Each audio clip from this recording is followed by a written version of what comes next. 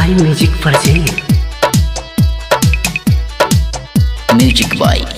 संतोष बंटी। छोरा बदनाम भइल रे छौरी तोरे चलते छोरा बदनाम भइल रे छौरी तोरे चलते छोरा बदनाम भइल रे छौरी तोरे चलते पत्थर कमर हिट बाजार भइल रे छोरा बदनाम भइल रे छौरी तोरे चलते छोरा बदनाम भइल रे छौरी तोरे चलते चिकन जवानी रसदार भइल रे छोरा बदनाम भइल रे छौरी तोरे चलते छोरा बदनाम भइल रे छौरी तोरे चलते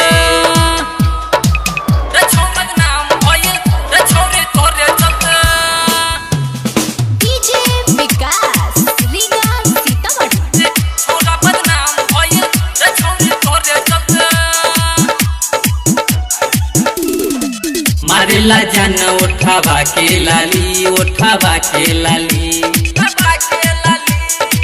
चुमे लागल कनमा के बाली मारेला जान उठावा के लाली चुमे लागल कनमा के बाली छोट छोट दुनू दाने दाद भइल रे छोरा बदनाम भइल रे छौरी तोरे चलते छोरा बदनाम भइल रे छौरी तोरे चलते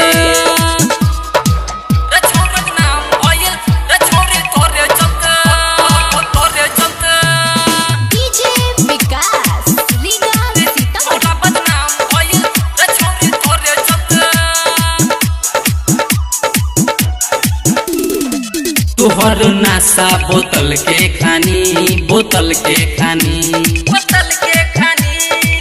कोहे महेश माला सोना चानी तू सोना चानी